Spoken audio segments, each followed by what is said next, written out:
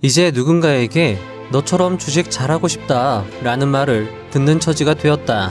재테크 모임이나 지인과들의 자리에서 주식이 화두에 오를 때마다 내가 꼭 해주는 조언이 있다. 유목민의 투자의 정석을 3번 이상 읽어보세요. 정말로 3번 읽으면 주식 투자의 관점이 완전히 바뀔 수 있는 책이다. 적어도 투자에 대한 태도는 완전히 달라진다고 믿는다. 처음 읽을 때는 이런 방법도 있구나 정도였다. 2번째 읽었을 때는 이게 진짜 중요한 거구나 싶었다. 3번째부터는 밑줄을 긋기 시작했다. 5번째부터는 노트에 정리하기 시작했다. 10번째쯤 되니 책이 너덜너덜해졌다. 내가 그동안 놓치고 있던 것들, 외면하려고 했던 것들이 그 책 안에 다 있었다. 나는 드디어 인생의 진정한 멘토를 만났음을 직감했다. 40대 중반, 늦었지만 포기하지 않아서 다행이었다. 월 1억을 벌 수 있다면, 아니 월 5천, 아니 월 1000, 아니 월 500만 원을 심지어 직장을 다니면서 벌 수 있다면, 그렇게 실력과 안정적 수입을 챙겨둔 뒤 퇴사, 은퇴, 노후를 준비할 수 있다면 이 책을 3번, 아니 10번이라도 읽을 수 있을 것입니다.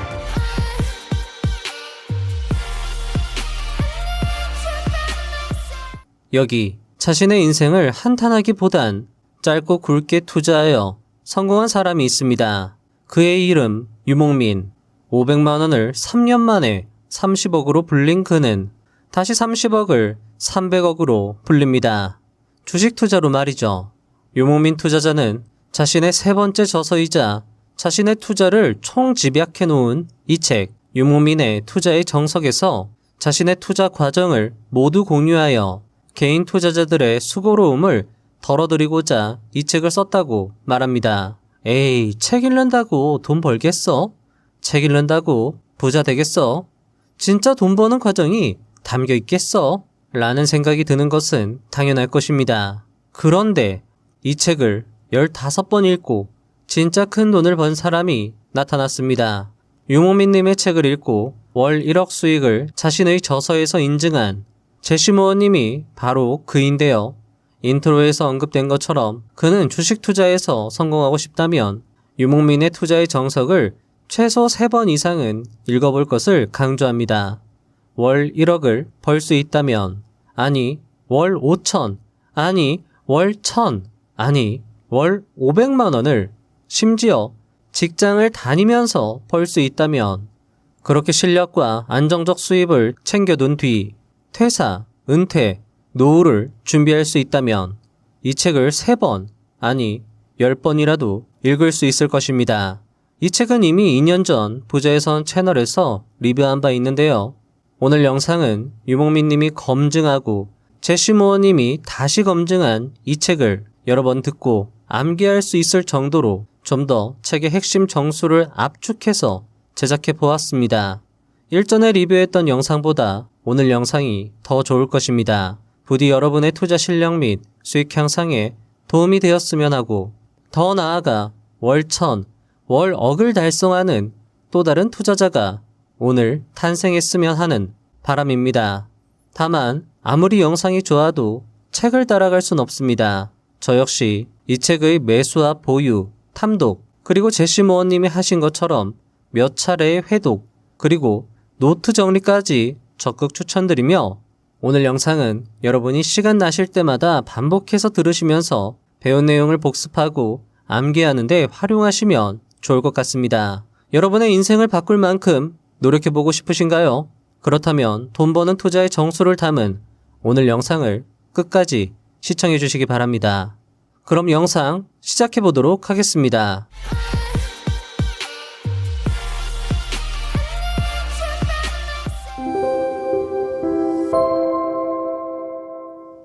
(1) 주식은 기대감이다.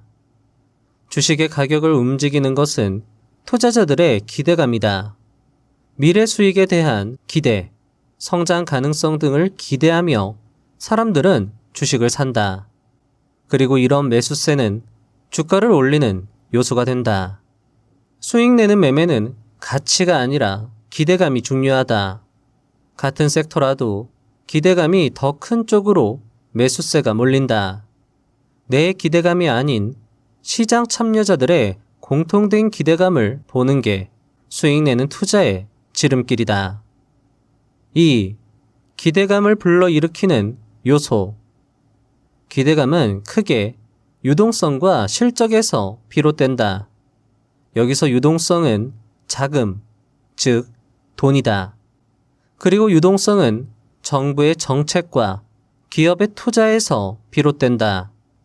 다음으로 실적이란 회사가 거둬들이는 매출과 이익이다. 매출과 이익이 향상될 경우 사람들은 회사의 미래 성장성에 기대하게 된다. 즉, 유동성과 실적이 함께 좋아지면 기대감은 더 증폭된다. 3. 기대감이 0이 되는 순간을 조심하라. 유동성, 실적이 아무리 좋아도 기대감이 0이 되거나 마이너스로 전환될 때가 위험하다. 예를 들어 신작 출시 소식에 기대감이 늘면서 주가는 상승한다. 하지만 신작이 막상 출시되면 기대감이 0이 되면서 주가는 급락한다. 따라서 유동성과 실적이 아무리 좋아도 기대감이 0이 되는 순간에 항상 촉각을 세워야 한다. 실적 상승 기대감에 주가가 상승해도 막상 실적이 발표되면 주가는 빠진다.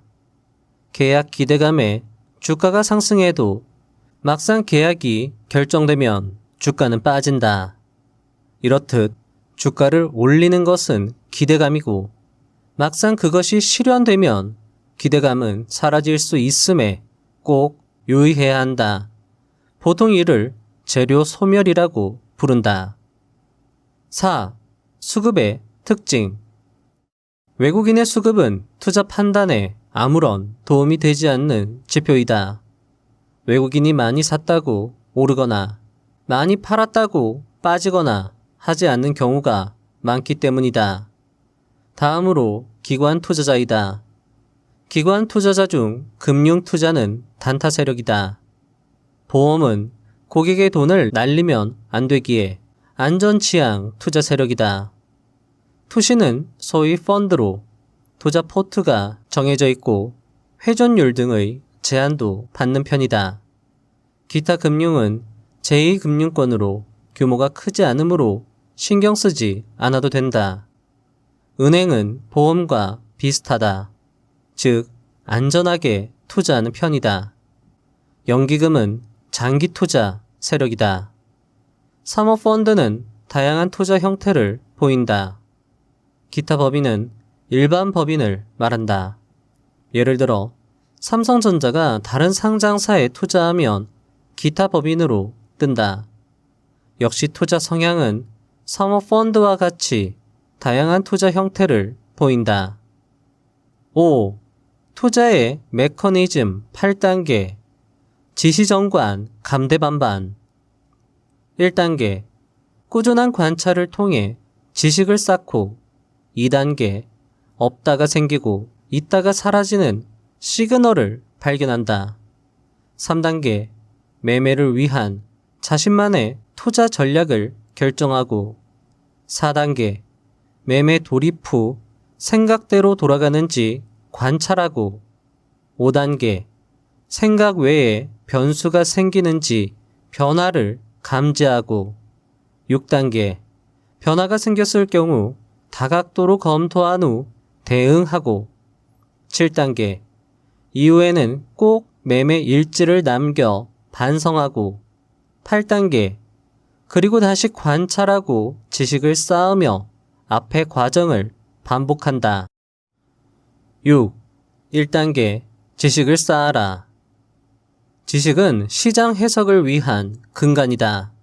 이 뉴스 재료가 좋은지 나쁜지를 판단하게 하는 근간이 지식인 것이다. 그렇다면 지식은 어떻게 쌓을 수 있을까? 당연히 공부를 통해서이다. 되도록 많은 시간을 주식 공부에 쏟아야 한다. 남들처럼 드라마, 영화, 웹툰, 게임 다 즐기면서 주식시장에서 승리할 방법은 없다. 책, 유튜브, 강의, 리포트 등은 지식을 얻는 주요한 원천이다.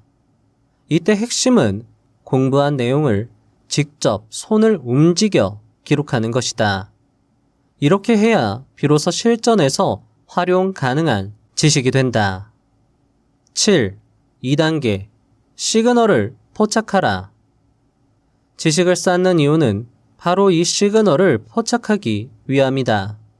시그널이란 없다가 생기고 있다가 없어지는 것들을 말한다. 그리고 이런 것들이 기대감을 증폭시켜 주가를 상승시킨다. 없던 정책이 생기고 기존에 있던 낡은 정책이 사라지는 것은 중요한 주가 변동의 재료이다. 즉, 포인트는 새로운가 그리고 혁신인가 이 두 가지를 항상 기억해야 한다는 것이다. 새롭지 않거나 혁신이 아니라면 그런 재료는 주가를 움직이는 힘이 약하다. 반대로 새롭고 혁신적이라면 그런 재료는 주가를 크게 움직인다. 투자자는 항상 새로운가, 혁신적인가 이 두 가지를 생각해야 한다. 3단계 투자 전략을 정하라. 투자 전략에 정답은 없다. 다만 투자 전략을 정하는 건 반드시 필요하다.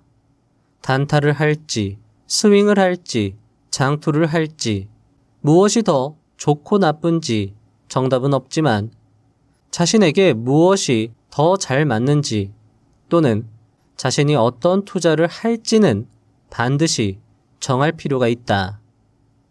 4단계 관찰하라. 시그널을 감지하고 투자 전략을 세워 매매에 돌입했다면 이제 예상대로 돌아가는지 관찰해야 한다. 단타든 스윙이든 장투든 어떤 종목을 매수했다면 매수할 때의 근거가 유지되고 있는지 끊임없이 확인해야 한다. 특히 단기 투자자라면 관찰에 힘써야 한다. 주가가 내 생각대로 움직이는지 신경 써서 체크해야 하며 그러면서도 매수의 근거가 되는 유동성, 실적, 기대감 등이 살아있는지 끊임없이 살펴야 한다. 5단계 변화를 감지하라. 회복 불가능한 큰 손실은 변화를 애써 무시할 때 생긴다. 일단 종목을 매수하면 팔은 안으로 굽는다. 종목의 좋은 면만 보이고 나쁘게 말하면 기분이 상해 무시하게 된다. 변화에 따라 견해를 바꾸는 것은 쉬운 일이 아니다. 실패한 것 같아 부끄럽고 손실을 확정해야 하니 고통스럽다. 이때는 세 가지를 명심해야 한다. 나도 틀릴 수 있다. 실수를 인정할 줄 안다. 견해를 바꾸는 건 창피한 일이 아니다. 정말 많은 투자자가 견해를 바꾸지 않아 엄청난 손실을 본다. 심리적 함정에 걸려서 그렇다. 시장이 본인의 판단과 다른 지표를 보여준다면 애써 무시하면 안 된다. 언제나 시장이 옳다. 6단계 대응은 기계적으로. 변화가 생겼다면 어떻게 해야 할까? 이제 행동으로 옮겨야 할 차례이다. 주가가 예상보다 크게 상승하면 추가 매수 행동을, 주가가 예상보다 크게 하락하면 손절 매도 행동을 실행에 즉시 옮겨야 한다. 결정은 최대한 신속하게 해야 한다. 애착, 손실에 대한 두려움을 버리고 그저 기계적으로 원칙을 실행해야 한다. 그래야 원칙을 지키고 다음의 수익을 기약할 수 있다. 7단계 반성은 성장의 밑거름. 반복되는 실수로 괴로운 분들이 많을 것이다. 그런데 그건 습관이다. 문제는 습관인지 인지하지도 못한다는 것이다. 실수가 나오면 일단 노트에 써보자. 그냥 눈으로 보는 것과 본인이 직접 쓰는 것은 완전히 다르다. 이렇게 기록해보면 아주 신기하게도 자신의 반복 실수 지점이 아주 명확하게 드러난다. 이렇게 약점을 보완해 나가는 것이다. 약점을 보완할수록 자신감이 늘어난다. 이렇게 실수, 반성, 기록, 보완을 반복할수록 정신력도 높아지게 된다. 8단계 반복하라. 누구나 주식으로 월급 독립을 꿈꾼다. 여행하며 매매하고 그 수익으로 또 여행하고 얼마나 멋진 일인가. 지속적으로 수익을 내고 경제적 자유를 이루기 위해서는 반복이 필수다. 끈기, 근성이라고 말할 수도 있겠다. 주식은 정말 어렵다. 상상을 초월한 노력이 필요하다. 몇 주, 몇 개월 만에 주식을 마스터한다? 불가능하다. 정말 많은 노력을 반복적으로 퍼부어야 한다. 효율을 따져서는 안 된다. 직접 일일이 매일 매매 일지를 적고 차트를 매일 분석한다. 왕도는 없다. 그저 매일 차곡차곡 쌓아나가야 한다. 14. 종목을 선택하는 기준. 2015년부터 하루도 빠짐없이 매일 매매를 정리하며 깨달은 것이 있다. 바로 종목에 대한 관점 3가지였다. 첫째, 주가를 급등시키는 주요 재료를 가진 종목. 둘째, 단기, 중기, 장기 이평선 조정 상태에서 바닥 차트인 종목. 셋째, 과거 첫 번째 조건과 두 번째 조건이 동시에 발현되었을 때 상한가를 기록했거나 거래량이 1000만 주 이상 터진 종목. 2015년에는 재료에 집중했고 2016년에는 차트에 집중했다. 그리고 2017년에는 재료와 차트를 함께 보는 방법을, 그리고 둘 사이에는 거래량이 있음을 깨달았다. 이 깨달음을 얻고 2017년 3월에 처음으로 월 1억을 기록했고 그해 5월 누적 수익 10억, 10월에는 20억, 12월 말에는 30억을 달성했다. 나만의 확고한 원칙이 생기자 종목을 찾는 속도가 붙고 정교해졌다. 항상 재료, 차트, 거래량이 갖춰진 종목을 반복해서 찾은 것이다. 15. 3가지 관점을 현재로 만드는 요소. 아무리 재료, 차트, 거래량이 맞아떨어져도 반응이 나오지 않는 종목들이 있었다. 그러다 내가 팔면 급등하는 일이 잦았고 나는 이 문제를 해결하기 위해 생각에 생각을 거듭했다. 그리고 찾은 답은 시황이었다.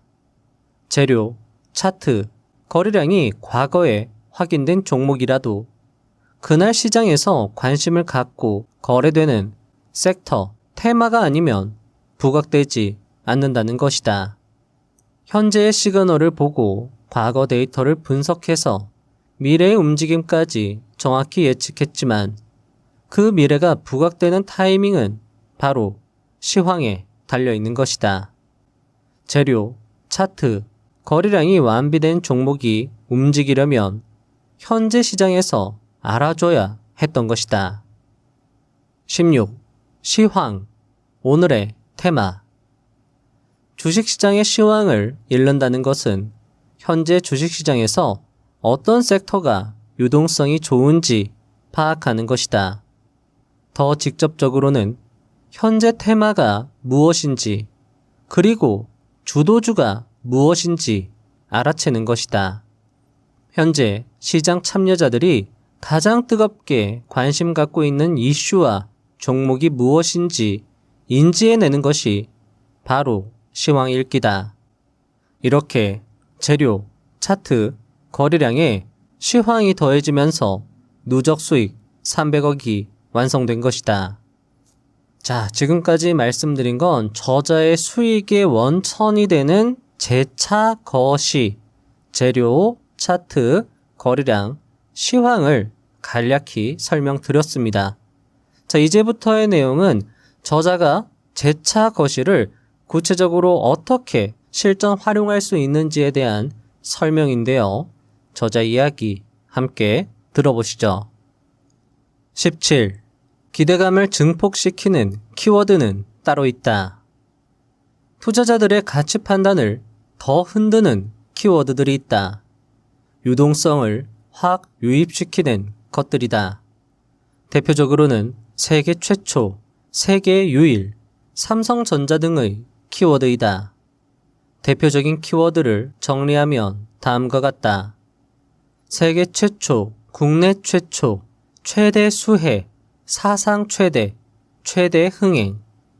대형 국가에서 1위, 시장 점유율 1위, 세계 1위, 아마존 1위, 티몰 1위, 타오바오 1위, 징동닷컴 1위, 구글 스토어 매출 1위, 애플 스토어 매출 1위, 테슬라, 애플, 구글, 아마존, 삼성전자, 반사 이익, 글로벌 기업과의 제휴, 정부의 신사업 육성, 수십조 투자, 현재 테마인 사업 분야로 진출, 글로벌 제약사의 기술 수출, 수천억 조단위, 글로벌 계약 체결, 수천억 조단위, 매각 또는 인수, 인지도 높은 기업에, 오일머니, 사우디, 빈살만, UAE 등으로 대체 가능, 오일머니의 대규모 투자. 이 외에도 최근에는 AI, 메타버스, 2차 전지, 미국 태양광, 미국 스마트 그리드, 변압기, ESS, 전선 등 인프라, 5G, 로봇, 방산, 드론, 전기차 등이 인기가 있다. 이런 키워드가 함께 나오면 기업이 좋아질 것이라는 기대감을 더 자극하여 주가는 크게 상승할 수 있다. 특히 IT, 과학 분야의 뉴스는 테마가 형성되었을 때 강력한 힘을 발휘한다. 18. 대장 테마, 후발 테마, 파생 테마를 구별하라. 강한 재료는 강한 테마를 만들며 강한 테마는 상승률이 매우 높고 여러 파생 테마를 만들어낸다. 또 강한 테마는 테마의 주제에 따라 지속 시간이 매우 길 때도 있다. 이렇게 테마가 길어질 때는 신규 대장 테마 외에 후발 테마를 만든다. 대장 테마는 파생 테마를 만들며 둘은 함께 움직인다. 따라서 대장 테마와 파생 테마를 매매할 때는 차트 우상향, 눌림목 매매가 적절하다. 하지만 문제는 후발 테마이다. 뒤늦게 형성된 테마 말이다. 후발 테마는 대장 테마와 파생 테마의 이슈가 소멸할 즈음에 생겨난다. 당연히 대장 테마와 파생 테마의 힘이 사그라지면 후발 테마는 전부 박살난다. 따라서 후발주를 눌림목 매매하는 것은 매우 경계해야 한다. 19. 매매는 가급적 대장주와 대장 같은 이등주에서. 앞서 언급한 것처럼 후발 테마는 선발 테마가 무너지면 몇 배로 더 빠진다. 따라서 매매는 대장주 같은 이등주에서 하는 것이 좋다. 참고로 대장주는 정해져 있는 것이 아니다. 그날 같은 재료에 가장 많이 움직인 종목이 대장주이다. 자, 여러분들 재료와 관련된 저자의 이야기를 쭉 들려드렸습니다. 제가 한번 핵심을 정리해서 말씀을 드려보도록 하겠습니다. 새롭고 혁신적인 재료, 즉 없다가 생긴 것 또는 있다가 없어진 것에 주목해야 하고요. 최초, 1위, 글로벌, 빅테크 기업 등의 키워드를 가진 재료에 집중하고요. 유동성을 불러일으키는 정부 정책, 글로벌 기업들의 투자 재료에 주목해야 합니다. 재료로 인해서 관련주가 단체 상승하여 테마가 만들어지면 가장 높은 상승률을 보이는 1등주 또는 1등주처럼 보이는 2등주로 매매를 해야 되고요. 가장 먼저 상승하는 대장 테마, 파생 테마에서는 눌림목 매매가 적합합니다. 다만 뒤늦게 형성되는 후발 테마는 매매에 주의해야 합니다. 저자는 이 재료 매매로 월 억 이상을 버는 투자자로 거듭납니다. 여러분도 책을 읽어보시면서 저자가 말하는 재료를 직접 쓰면서 정리해보시면 더 좋을 것 같습니다. 20. 차트란 무엇인가? 자, 이제 저자의 재차 거시에서 두 번째 요소죠. 차트와 관련된 저자의 설명입니다. 역시 매우 중요한 부분일 것입니다. 투자자들은 차트라고 하면 비법이나 기술적 분석으로 수익을 내는 도구 정도로 인식하는 게 보통이다. 하지만 차트를 그렇게 한정 지어버리면 투자가 굉장히 꼬일 수 있다. 차트는 기본적으로 재료를 담고 있다. 이 재료가 특정 시간에서 어떤 공간에 있느냐를 시각적으로 담아낸 것이 바로 차트이다. 따라서 차트를 기술적으로만 분석하여 승부를 낼 수 있다는 생각은 대단히 오산이다. 차트 바깥에서 그와 같은 모양을 만들어낸 사회적 맥락, 관행, 심리까지 읽어낼 수 있어야 한다. 21. 차트는 5%. 나는 매매에서 차트가 차지하는 비중은 5%라고 생각한다. 그런데 이 5%는 시작의 5%일 수도 있고 100%를 완성하는 5%일 수 있다. 종합적으로 판단해야 하는 퍼즐의 한 조각이라는 것이다. 반드시 필요하지만 5%인 차트의 영향력을 100%로 여겨서는 안 된다는 말을 꼭 드리고 싶다. 차트는 하나의 보조 지표일 뿐이며 투자 판단은 스스로 해야 한다. 그럼에도 존재하지 않는 차트 기법을 찾아 헤매는 분들이 참 많다. 차트에 공식은 없다. 다만 통계가 있다 정도로 이해하면 좋겠다. 22. 차트 역시 유동성, 실적, 기대감으로 해석한다.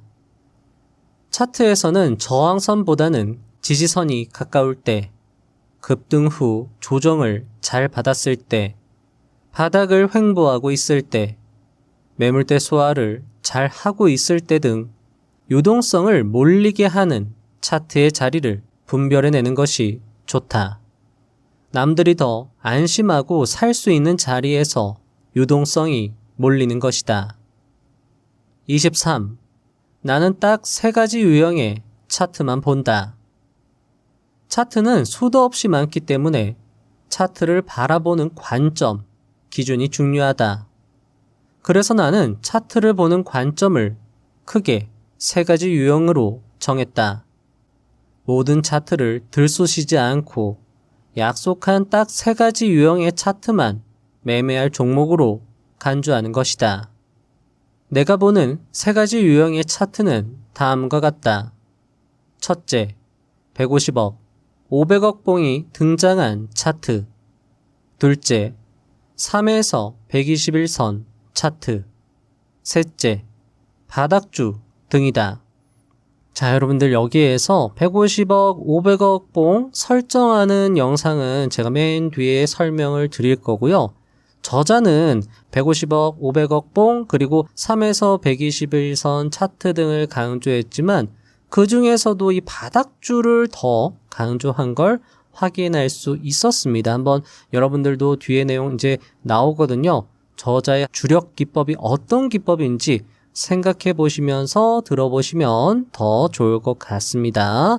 자, 그러면 저자가 딱 보는 3가지 설명 이어집니다. 150억, 500억 차트. 150억 이상 거래대금이 터진다는 것은 시장 참여자 대다수의 공감 없이는 일어날 수 없는 일이다. 그래서 이 정도로 거래대금이 터진 종목군은 급등주 혹은 대장주, 주도주로 불리면서 당분간 시장 관심의 중심이 된다. 150억, 500억 봉이 등장한 종목의 차트를 확인한 후에는 3, 5, 8, 10, 15, 21선까지 추적 관찰한다. 다음으로 3에서 121선 차트는 개별 종목들의 이동평균선을 추적하는 방식이다. 3, 5, 8, 10, 15, 20, 33, 45, 60, 100, 121선을 주로 보고 각 종목들의 추세 및 매매를 위한 기본 판단이 된다. 중요한 건 모든 종목을 보는 게 아니라 과거에 150억 봉이나 500억 봉이 뜬 적이 있는 등 시장에서 큰 관심을 끌었던 종목 위주로 살피는 것이다. 바닥주 등. 바닥주 등은 장기 투자 혹은 스윙 투자를 위한 진입 시점을 파악하기 위해서 지켜보는 차트들이다. 현재는 다소 관심 소외 상태지만 과거에 큰 주목을 받았고 종목 고유의 재료가 다시 주목받을 수 있는 적절한 시기일 때 본다. 특히 이 바닥주들에서 224일선을 뚫거나 뚫으려고 하는 종목을 관심 깊게 살핀다. 24. 21선 위에서 하는 것이 정석. 보통 20일 이평선을 생명선이라고 한다. 단기 이평선의 최후 보루인 21선을 깰 경우 투자 심리가 크게 훼손되어 주가 급락이 오는 경우가 많아서 그렇다. 현재 주가가 21선 위에 있다는 것은 20일 내에 산 투자자들의 대부분이 수익 중이라는 뜻이다. 반대로 현재 주가가 21선 아래에 있다는 것은 20일 내에 산 투자자들 대부분이 손실 중이라는 뜻이다. 대부분 단기 투자자들의 원금 회복 심리가 강하다. 그렇기 때문에 21선 부근에만 와도 가지고 있던 물림 물량을 던지는 경향이 아주 거세다. 그래서 주가 상승이 잘 일어나지 않는다. 따라서 단기 투자를 한다면 21선 위에서 하는 게 정석이다. 단기 투자를 한다면 단기 이평선이 우상향일 때, 중기 투자를 한다면 중기 이평선이 우상향일 때 하는 것이 정석일 것이다. 25. 정배열에서는 저가 매수세가 나타난다. 이동평균선이 정배열일 경우에는 주가가 하락할 때마다 저가 매수세가 나타나게 된다. 왜일까? 정배열이라는 것은 상승 추세라는 것이고 모든 시장 참여자들이 상승한다는 기대 심리가 있다는 것이다. 그만큼 주가가 내려오면 싸게 사서 더 큰 수익을 내려는 심리가 지배하고 있다. 시장에 관심이 모여있기 때문에 거래량도 충분하다. 여기서 또 하나의 해석이 도출된다. 이렇게 정배열인 상태에서 주가가 하락할 때 저가 매수세가 등장해서 반등을 한다고 했는데 만일 나올 거라고 예상한 저가 매수세가 나오지 않는다면 그건 자신보다 똑똑한 시장 참여자들이 위험 신호를 감지했다는 뜻으로 봐야 한다는 것이다. 26. 이평선의 정석. 자, 저자는 책에서 3, 5, 8, 15, 20, 33, 45, 60, 100, 120, 224일을 설명합니다. 그리고 이 선들이 모두 중요한 역할을 하고 있다고 강조합니다. 자, 그런데 제가 이 부분을 책을 그대로 읽어드리면 여러분들 머리가 복잡해질 수 있을 것 같아서 제가 이건 정리해서 한번 말씀을 드려보도록 하겠습니다. 먼저 저자는 급등주에 한해서 3, 5, 8일선을 강조합니다. 급등주인 경우에는 3일선을 타면서 상승하며 눌림이 나온다고 해도 10일선까지는 내려가지 않고 8일선에서 지지되는 경우가 많다는 것입니다. 즉, 저자의 타점은 강한 재료로 강한 테마가 형성되었다면, 자, 그런데 그 테마에서 1등주로 매매해야 되겠죠?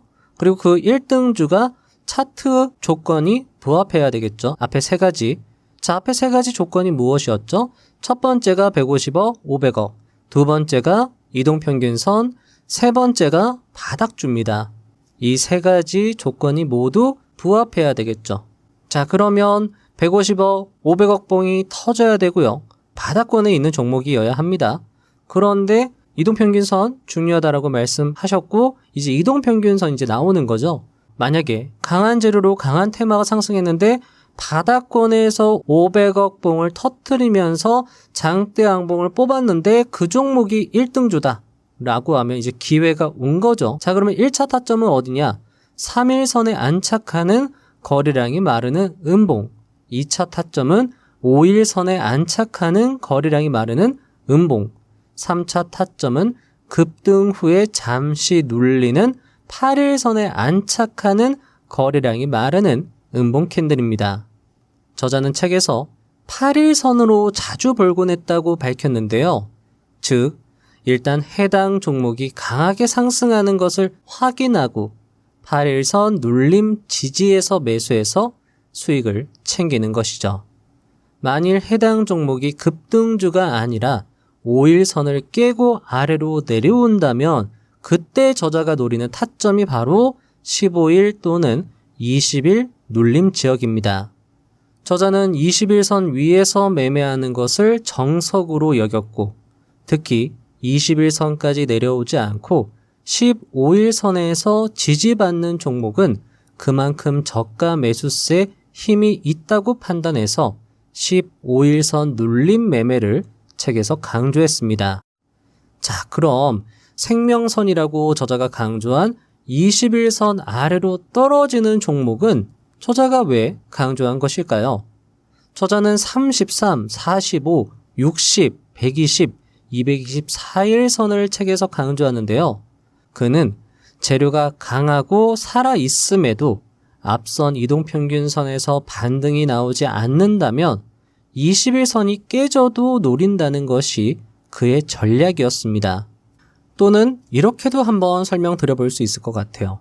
이 종목이 과거에 주목을 받아서 상승할 때 급등주의 성격을 띠고 있었다 라고 하면 그런 종목은 급등주 이동평균선에서 대응을 하고 이 종목이 강하게 상승이 나왔다 하더라도 눌렸다가 가는 성질이 있다라고 하면 15일, 20일에서 기회를 노려보고 또 이 종목은 상승이 나와도 크게 급등하는 게 아니라 어느 정도 상승이 나왔다가 조정을 좀 크게 받고 그리고 나서 33일선하고 60일선 사이에서 반등이 잘 나오는 끼가 있었다라고 하면 그런 종목들은 33 또는 60일에서 대응하는 거죠.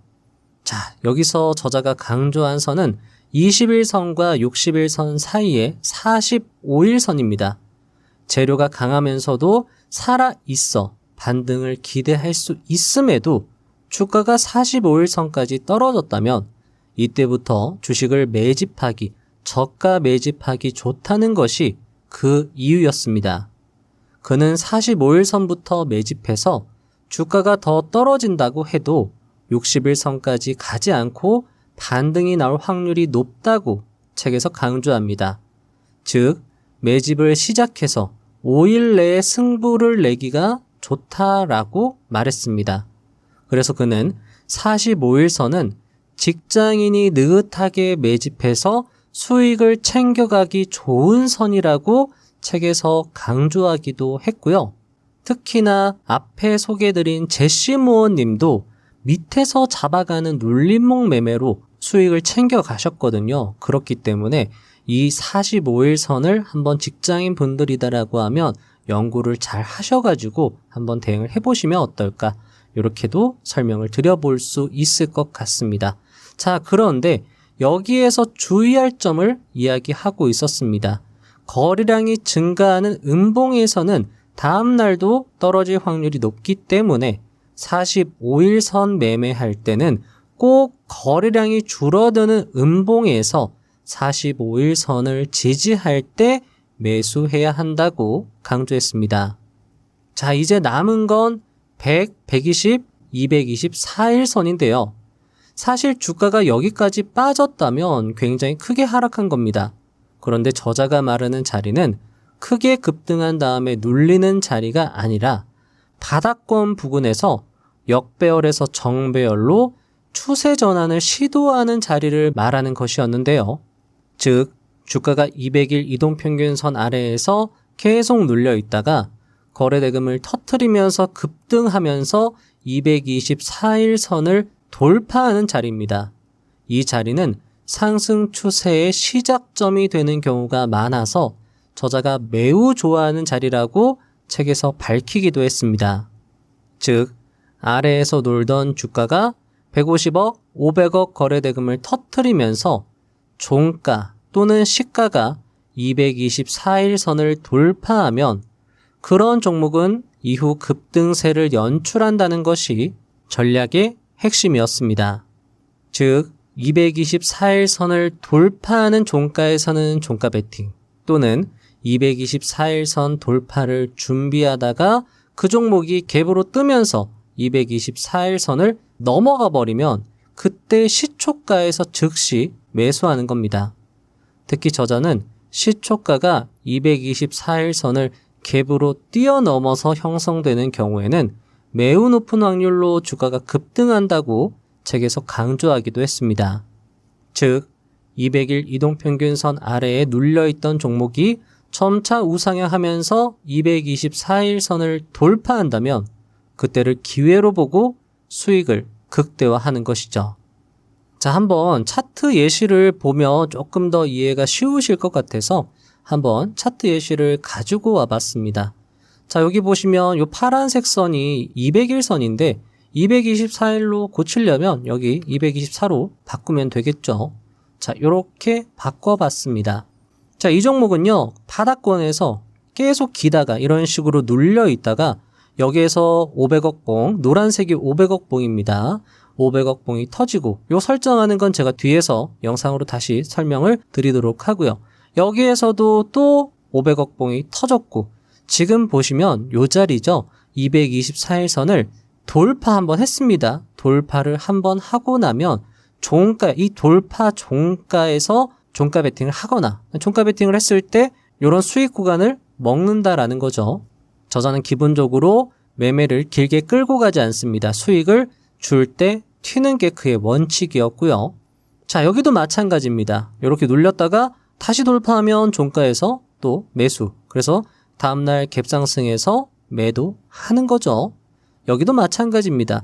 다시 눌렸다가 224일 선을 돌파했을 때 그리고 나서 자, 이런 식으로 갭으로 떠버리죠. 224일 선을 여기서 돌파하고 갭으로 떠서 버틴다라고 하면 이런 지점에서 매수해서 이렇게 수익을 줄 때 매도하는 전략. 게다가 이 자리는 거래량이 마르는 음봉 캔들 자리라서 이런 자리도 매수 대응을 할 수 있겠죠. 게다가 지금 이 캔들 자리는 5일선에 계속 지지를 받는 자리로도 볼 수 있습니다. 자, 그러면 이런 종목은 저자가 말했을 때 급등세를 연출하는 경우가 많다고 했는데요. 한번 볼까요? 자, 이 종목은요, 다시금 이 자리에서 224일 선을 강력하게 돌파하면서 종가를 형성합니다. 이런 종목이다라고 하면 500억 봉이 터졌고 만약에 이 종목의 재료와 시황이 좋았다라고 하면 이런 거래량이 마르는 음봉 캔들. 자, 보시면 분홍색 선이 5일선입니다. 여기 위에 3일선이 위치하겠죠? 요 캔들은 3일선의 지지를 받는 타점이 되는 겁니다. 여기에서 매수해서 역시나 수익 주면 매도 이런 식으로 대응을 하는 거고요. 자, 이 캔들 같은 경우에는 500억 거래대금이 터졌음에도 지금 이렇게 하락을 하는데 요거 구분하는 거 뒤에서 저자가 또 설명을 해줍니다. 여기도 구분해낼 수 있고요. 자, 여기 부분 같은 경우에도 뒤에서 설명이 나올 겁니다. 500억 거래대금이 터지고 여기 1일차에서 이 종목의 매수 여부가 결정이 되는데요. 뒤에서 다시 설명을 드리겠습니다. 이런 자리에서 잘 매수했다라고 하면 게다가 시황도 좋고 재료도 좋았다라고 하면 이런 종목은 5일선 지지될 때까지 한번 계속 버텨볼 수 있다라는 거죠. 어차피 5일선이나 3일선에 지지가 되면 또 매수하고 또 매수하는 게 이 기법이다라는 거죠. 지금 이 종목 같은 경우에는 여기 보시면 여기가 5일선이고 여기가 10일선입니다. 요 5일선과 10일선 사이에 8일선이 위치하고 있는 거죠. 요런 자리에서 계속 지지가 된다라고 하면 요런 자리에서 매집해서 다시금 장대 양봉에서 매도하고 요런 식으로 계속 수익을 이 한 종목에서 계속 반복적으로 낼 수 있는 게 이 기법의 장점이다. 이렇게도 말씀을 드려볼 수 있을 것 같습니다. 27. 거래량, 거래대금. 나는 매수 타점을 결정할 때 항상 거래량이 마르는, 즉 거래량이 급감하는 음봉 캔들에서 실행한다. 거래량이 줄어든다는 것은 기존 보유자들도 매도하기 아까운 가격이라고 여기는 것이고, 동시에 잠재적 매수자들이 사기 직전인 타이밍인 것이다. 즉, 급등 직전의 타이밍인 것이다. 28. 거감 음봉과 거래량의 법칙. 주가 급등 시그널로 볼 수 있는 거래량 움직임이 있다. 법칙으로 명명했지만 통계에 가깝다. 다수의 심리와 행동 습성에 기인한 것이다. 거래량의 법칙은 다음과 같다. 1. 주가가 바닥인 상황에서 거래량이 폭증한다. 적어도 전 거래일 대비 500%에서 1000% 이상 상승한다. 2. 그 후 거래량이 급감, 전일 대비 25% 이하 급감하며 음봉이 나오고 이후 주가가 오를 확률이 높다. 이때 거래량 감소폭이 크고 음봉이 길수록 다음날 주가 상승 확률이 높아진다. 3. 급감한 날 주가가 5일선과 이격이 크지 않아야 한다. 맞닿으면 좋고 5일선을 크게 깨는 것은 좋지 않다. 29. 150억, 500억 봉의 활용. 많은 분들이 150억, 500억 이상의 거래대금이 터지면 크게 상승한 날에 수익을 크게 내길 원한다. 하지만 개인 투자자라면 그날을 노리는 것보다 거래대금이 터진 것을 확인한 후 대응하는 것이 좋다. 중요한 것은 거래대금이 터진 후 1에서 2일 차이다. 먼저 500억 봉이 뜬 다음에는 시초가 갭이 많이 뜨면 뜰수록 좋다. 또 갭이 많이 뜨지 않더라도 1일 차에서 윗꼬리가 길면 길수록 좋다. 0일차, 즉 거래대금이 터진 날에 모인 힘이 얼마큼 강한가를 파악하는 것이 바로 1일차이다. 이때 1일차에서 장대 음봉이 나왔다고 실망할 필요는 없다. 심지어 1일차에서 거래량이 늘었다고 하더라도 큰 감점 요인이 되지 않는다. 1일차의 핵심은 시가가 최소한 0일차보다 위에 있으면 좋다는 정도만 인지하면 된다. 정리하면 500억 봉이 터진 후 그 다음날 갭이 뜨는 게 좋다. 크게 뜨면 좋고 작게 떠도 좋다. 이때 윗꼬리가 길면 길수록 좋다. 갭이 뜬다면 종가는 전날 종가보다 하회할 수 있다. 다만 종가가 전날 종가보다 위에 있거나 같은 경우가 더 좋다. 반대로 500억 봉 후 다음날 갭이 약하거나 뜨지 않는 경우 또는 갭 하락하는 경우는 조심해야 한다. 150억 봉은 상승 추세에서 비중을 둔다. 나의 경우 150억 봉과 500억 봉을 달리 활용한다. 비중은 500억 봉을 훨씬 많이 사용한다. 바닥에서 150억 봉이 나왔다고 하더라도 큰 의미를 두지 않는 편이다. 대신 150억 봉에 의미를 둘 때는 상승 추세나 상승 후 고가 놀이를 하고 있는 중에 150억 봉이 나왔을 때이다. 150억 봉은 상승 추세를 더 강하게 해주는 성격이 강하므로 150억 봉이 상승 중에 나오면 추가 상승에 확신을 더한다. 이때 주의할 것은 1일차, 2일차에서 주요 저항선을 넘지 못하고 저항선을 터치한 후 맞고 떨어지는 경우이다. 즉, 바닥권에서 500억 봉이 터지더라도 224일선이나 120선, 101선 등 주요 이동평균선을 뚫지 못하는 경우는 힘이 부족하다 판단하여 적극적으로 수량을 줄이려고 노력해야 한다. 단, 살짝 달리 판단해야 하는 경우도 있다. 바로 일단 한 번이라도 돌파한 후 하락하는 때이다. 이때는 다시 돌파하는 경우가 많으므로 관심 종목에 넣어두고 예의주시하는 경우가 많다. 자, 여러분들 여기에서 이제 유목민님의 주력 매매 스타일이 나오는데요. 유목민님은 바닥권에서 매매하시는 걸 좋아합니다. 그래서 500억 봉에 더 큰 비중을 두는 것이죠. 자, 앞에서 말씀드린 차트 예시를 다시 여러분들 보시면 이제 이해가 좀 더 빠르실 겁니다. 여기도 보시면 여기 보시면 일단 한 번이라도 돌파한 후에 하락하면 다시 돌파하는 경우가 많다라고 말씀하셨는데 여기죠. 보시면 이 파란색 선이 224일선입니다. 여기도 보시면 바닥권에서 500억 거래 대금이 터지고 그리고 나서 224일선을 돌파합니다. 그러면 눌렸다가 다시 돌파하는 경우가 있다. 그럼 이런 자리에서 계속 발라먹는 겁니다. 종가의 매수에서 시가 매도, 종가의 매수에서 상승의 매도 이런 식으로 대응을 하고 앞에서 말씀드렸던 것처럼 여기도 보시면 일단 500억 거래 대금이 터지면 그 다음날 갭으로 살짝 뜨고 종가가 일단은 좀 위에 있는 게 좋다. 그러면 아무래도 갭이 완전히 많이 뜨지 않고 살짝 떴다면 일단 양봉으로 마감하는 게 좋다라는 거죠. 이런 자리에서 매수하거나 아니면 여기 거래량이 어느 정도 줄어드는 이 거래량보다 줄어드는 음봉 캔들에서 매수하는 게 좋겠죠. 자, 그러면 이 자리는 어떨까요? 갭으로 그렇게 많이 뜨지 않았는데 음봉 맞고 떨어졌고 윗꼬리도 길지 않습니다. 이런 자리는 조심할 필요가 있겠죠. 자, 또 가다 보면 요 자리입니다. 요 자리는 윗꼬리는 괜찮아요. 그런데 보시면 종가가 전일 종가보다 좀 아래에 있습니다. 그러면 좀 조심할 필요가 있겠죠. 1일차에서 대응을 하는 게 아니라 2일차에서 대응을 해서 이런 날은 손실을 볼 수도 있겠네요. 자, 그런데 요 날은 어떤가요? 요 날은 좀 이상적입니다. 자, 보시면 갭으로 살짝 떴고 윗꼬리가 길고 일단 양봉으로 마감이 되었습니다.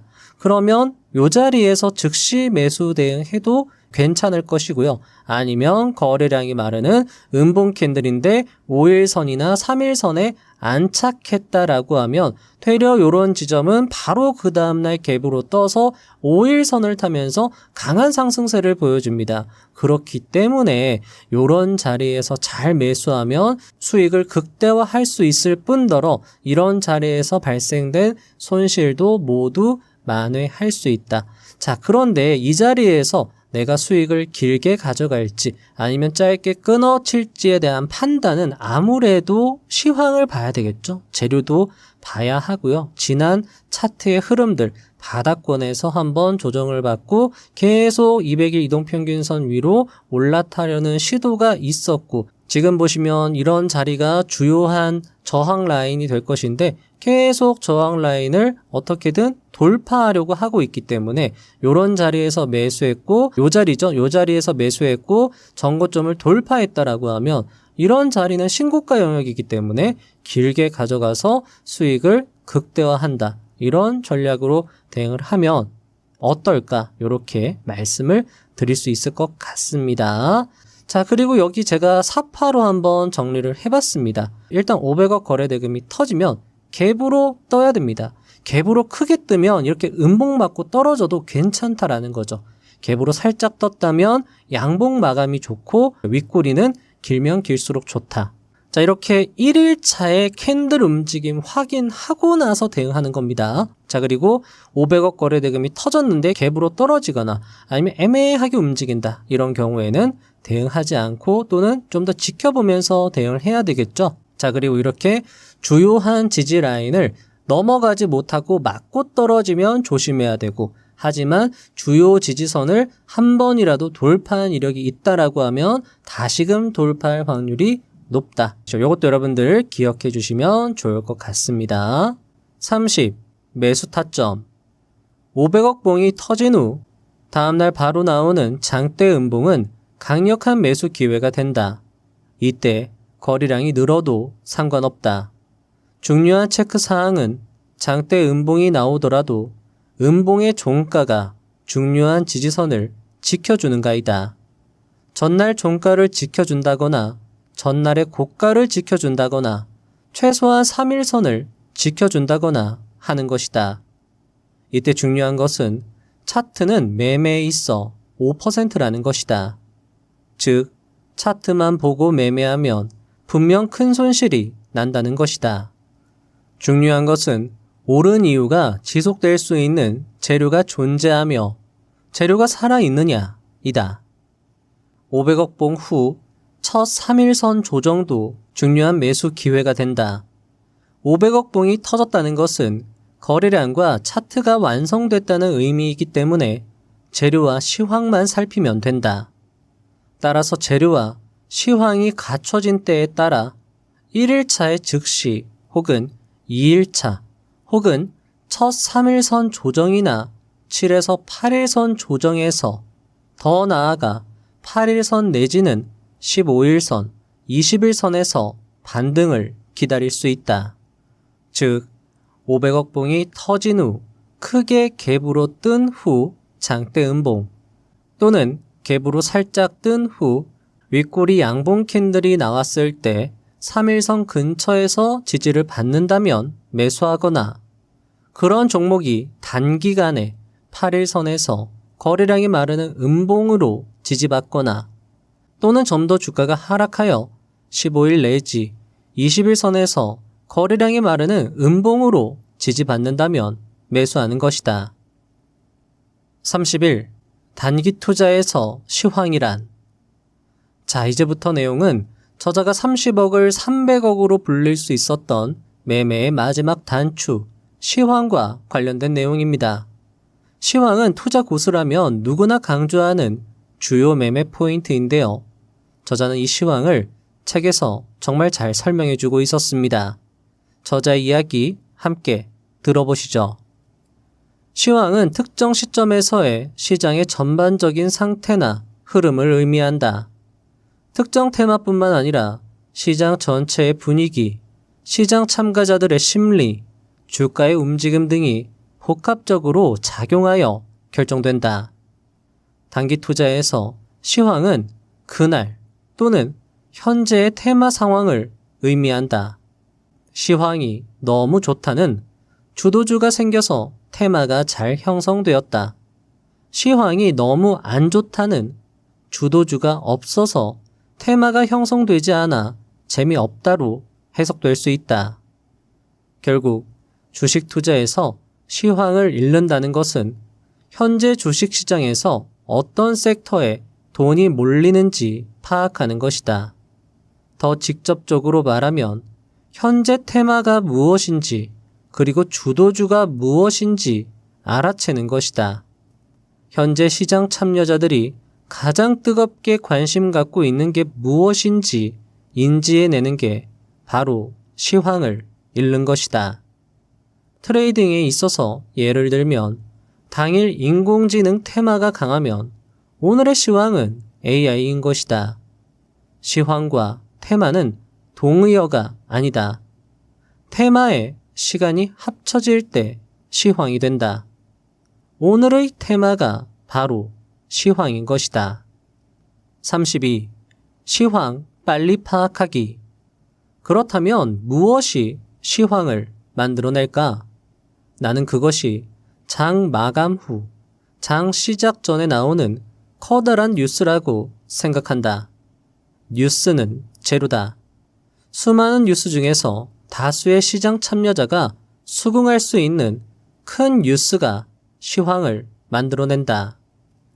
그렇다면 오늘의 시황은 어떻게 알아챌 수 있을까? 답은 간단하다. 실시간 종목 조회 순위 0198 창에서 확인할 수 있다. 실시간 종목창에 흥구석유, 한국석유, 대성에너지, GSE가 올라왔다. 모두 석유 관련 종목들이다.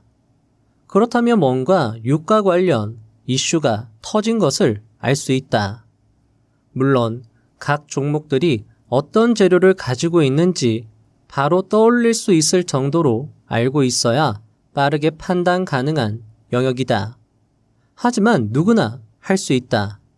구구단과 같은 것이다. 매일 시장을 관찰하며 기록하고 복기하다 보면 자연스럽게 암기되는 것이므로 매일 시장을 관찰하며 상한가를 기록하면서 거래량이 크게 터진 종목을 매일 정리한다면 어떤 종목이 어떤 재료를 가지고 있는지 암기할 수 있다.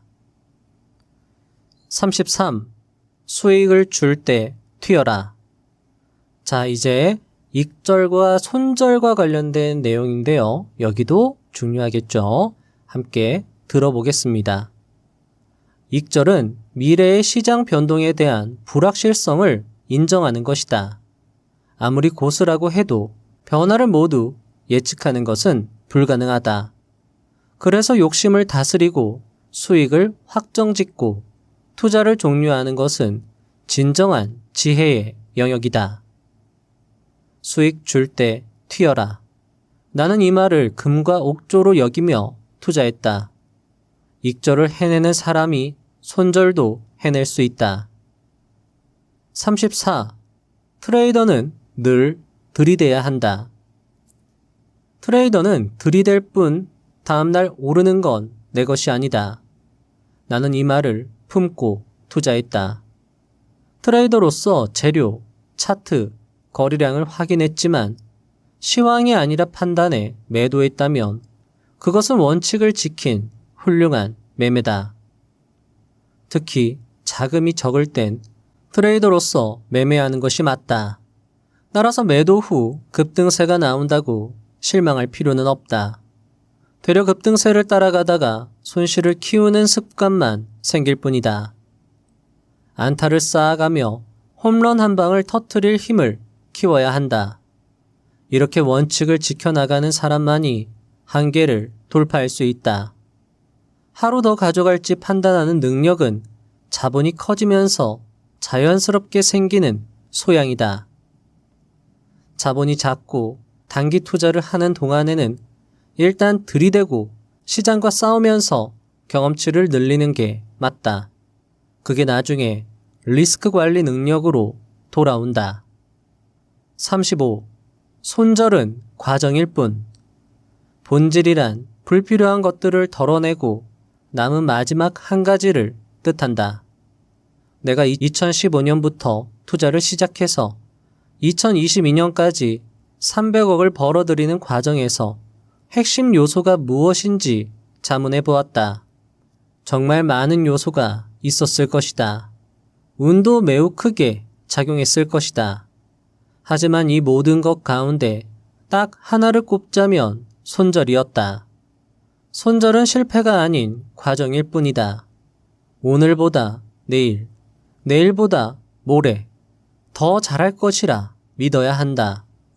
손절은 자신의 투자가 완성되기 위한 과정이다. 익절 역시 앞으로 더 큰 투자자가 되기 위한 과정이다. 욕심이 크다면 그만큼 욕심을 조절하는 방법을 터득하는 것이 먼저다. 150억, 50억 봉을 없애버렸습니다. 이건 신경 쓰지 마시고요. 자, 이제 새로 설정을 한번 해보도록 하겠습니다. 자, 여기서 오른쪽 클릭을 하시면요. 자, 여기 보시면 수식 관리자라고 있습니다. 수식 관리자를 눌러주세요. 자, 그럼 이렇게 수식 관리라고 뜹니다. 자, 여기서 어디로 들어가느냐? 강세 약세로 들어가시는 겁니다. 강세 약세로 들어가셔서요. 자, 여기서 뭘 누르느냐? 사용자 강세 약세로 클릭을 하신 다음에요. 클릭한 다음에 새로 만들기를 눌러주십니다. 자, 새로 만들기 눌러주신 다음에요. 강세 약세 명에다가 여러분들이 뭐 150억, 500억 이런 식으로 뭐 이름을 여러분들이 아무거나 만들어 주시면 돼요. 자, 그리고 나서 자, 강세 패턴과 약세 패턴이 있는데 요거 아무거나 상관없습니다. 일단 강세 패턴에다 두시고요. 자, 제가 요 파일을 제가 영상 설명란에 링크로 남겨놓을 겁니다. 그걸 다운로드 받으셔서요. 더블 클릭을 해줍니다. 자, 그러면 여러분들, 자, 위에 게 150억이고요. 아래 게 500억입니다. 500억 수식이에요. 드래그를 해서 자, 복사합니다. 자, 그리고 여기다가 오른쪽 클릭 붙여넣기를 해주는 거예요. 자, 150억이니까 저는 분홍색으로 보통 사용하거든요. 자, 그리고 약세 패턴으로 넘어가는 겁니다. 여기 약세 패턴. 자, 그리고 여기 500억 봉 표시 수식 오른쪽 클릭 복사 그리고 여기다가 붙여넣기 해주시고요. 자, 색상은 저는 보통 노란색 쓰거든요. 노란색으로 해서 자, 여기 어떻게 하냐 수식 검증을 한번 눌러줍니다. 자, 수식에 이상이 없다라고 해서 확인하시고요. 그 다음에 작업 저장을 눌러주세요. 작업 저장을 누르면 여기에 이렇게 뜨죠? 그리고 닫기를 눌러주세요. 닫기를 눌러주시면 표시가 안 되죠? 자, 여기서 어떻게 하느냐? 여기에 요거 클릭을 합니다. 요거 클릭을 하시고 어디로 가느냐? 강세 약세로 가는 거예요. 여기서 우리가 여기다가 저장해놨죠? 사용자 강세 약세 클릭 그리고 우리가 했던 150억, 50억을 클릭하면 이렇게 표시가 되는 겁니다. 자, 이렇게 여러분들이 사용을 하시면 되고요. 마치며 자, 여러분들 오늘 영상 어떻게 들으셨나요? 저는 오늘 리뷰를 마치고 조금은 뿌듯한 마음이 들었습니다. 사실 그렇습니다. 책만 읽어서 부자가 될 수 없다는 말도 있죠. 하지만 저는 항상 생각했습니다. 책으로 부자가 되지 못한다면 과연 그 무엇이 부자를 만든단 말인가 라고 말이죠. 부자들은 하나같이 책 읽기를 강조하는데 부자가 되고 싶다면 책을 읽어야 함은 당연한 것 아닌가? 그리고 그것이 아마 책을 다루는 부자외선 채널의 모토일 것이고 책을 읽고 부자의 반열에 든 투자자가 나왔다는 것은 부자외선 채널의 가치를 반증하는 것이기에 참 기분이 좋았습니다. 그리고 저 또한 이 책을 몇 번이나 읽고 또 읽었기에 오늘의 영상은 정말 군더더기 없이 전보다 더 나은 리뷰로 마쳤기에 물론 부족함이 분명히 있을 거지만 그래도 전보다는 나은 리뷰가 완성됐다는 것에 보람된 리뷰였습니다. 하지만 아무리 영상이 좋다고 해도 책을 절대 따라갈 수는 없을 것입니다. 꼭 책을 구매하시어 밑줄도 긋고 형광펜도 칠하고 띠지도 붙이면서 여러분의 단거나 암기 노트로 활용해 보시는 것도 좋을 것 같습니다. 꼭 책을 읽어보시면 좋겠습니다. 유목민님의 나의 월급 독립 프로젝트 책을 인상 깊게 읽었다고 밝힌 바 있는 알바트로스 성필균님은 23년 마지막 날 이런 글을 쓰십니다. 예전에도 한번 읽어드렸는데요. 다시 여러분들 읽어드려도 도움이 될 것 같아서 한번 읽어봐 드리도록 하겠습니다. 여러분은 인재의 속성이라는 말과 대기만성이라는 말 중 어느 쪽을 신뢰하십니까? 저는 투자 세상에서는 대기만성이라는 단어를 완벽히 신뢰합니다. 저는 이쪽 세상에서 빠르게 치고 간 많은 분들을 알고 있습니다. 정말 몇 분은 너무 빠르게 치고 나갔습니다. 주도주를 접종시키고 몇 번의 상승, 하락장을 기막히게 맞췄습니다. 98년에서 2002년, 그러니까 아주 오래전 이야기입니다. 미디어의 화려한 조명을 받았고 그분들의 강연회는 인산인해를 이뤘습니다. 저도 그 강연장 어디에선가 열심히 받아줬고 있었습니다. 그랬던 그분들이 지금은 모두 시장에 계시지 않습니다. 혹여 지금 너무 빨리 가는 듯 하다면 잠시 살펴보시기 바랍니다. 빨리 가는 이유가 집중 투자와 레버리지에 있다면 이게 언제까지 가능할지 따져보시기 바랍니다. 그리고 집중 투자와 레버리지가 서서히 습관이 됨을 경계하십시오. 제가 만났던 오래전 그 투자 천재분들은 모두 이것으로 끝을 만났습니다. 너무 빠른 길을 찾지 마시기 바랍니다. 대기만성, 이 단어를 믿고 나아가시기 바랍니다. 중간중간 흔들리는 시기가 아주 길 수도, 아주 고통스러울 수도 있습니다. 노력하는 만큼 실력이 쌓이는 것인지 잘 모르겠고, 솔직히 그것이 느껴지지도 않습니다. 그리고 실력이 쌓인다고 한들 바로 수익으로 연결되지도 않습니다. 그래서 흔들릴 수밖에 없습니다. 저도 흔들림 속에서 무수한 밤을 지새웠습니다. 흔들림은 흔들림대로 다 받아들이시고, 그럼에도 앞으로 밀고 나아가시기 바랍니다. 당장에 지금 수익으로 다가오지 않지만 분명히 어딘가에 쌓이고 있습니다. 그 노력이 각자의 임계점을 넘으면 어느 순간 많이 편안해질 것입니다. 흔들림은 흔들림대로 다 받아들이고, 그럼에도 앞으로 밀고 나가라. 당장 수익으로 다가오진 않지만 분명 어딘가 쌓이고 있다. 노력이 각자의 임계점을 넘으면 어느 순간 많이 편안해질 것이다. 집중 투자와 레버리지로 성공한 사람은 그것으로 끝이 나더라. 그러니 너무 빠른 것을 경계하라. 빠른 길을 찾기보다는 그저 나아가라. 가슴속에 새길 말들이라고 생각이 됩니다. 저 역시 여러분들이 그저 나아갔으면 합니다. 실패도 성공도 그저 허상일 뿐이며, 그저 실천하고 앞으로 나아가는 과정 속에서 행복을 느끼시면서 앞으로 그저 꾸준히 나아가셨으면 합니다.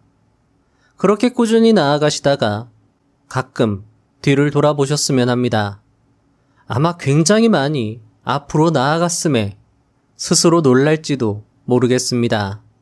그리고 이렇게나 발전했다는 사실에 스스로 굉장히 대견할 것이고, 그 성취감으로 더 앞으로 나아갈 수 있을 것입니다. 그리고 그렇게 앞으로 나아가는 그 순간 세상은 여러분들의 것이 되어 있을 겁니다. 부자의 선 채널은 그런 여러분을 위해서 뒤에서 응원드리고 도움드리도록 최선을 다할 것입니다. 다음 영상도 알차게 준비해서 오겠습니다. 감사합니다. 부자가 되는 지름길로 저와 함께 달려가시죠.